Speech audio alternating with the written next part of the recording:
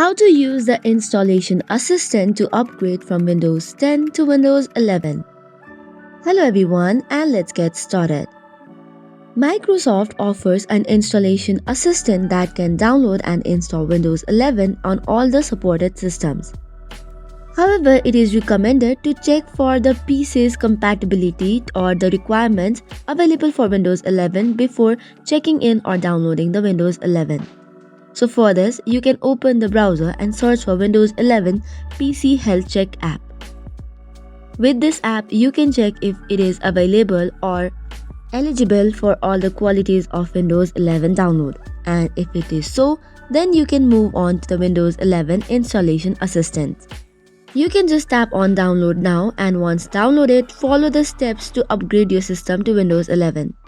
Launch the installer and then agree to the license agreement. Then after the download will start, which is for the Windows 11 update, and this will depend upon the internet connection on how long it will take. Then after, you have to click on restart now once you are ready to install the update, and this way you will successfully install the Windows 11 using the Windows Installer Assistant. So that is all for today's video. For more such contents, do not forget to hit the like and subscribe button. Thank you and keep watching.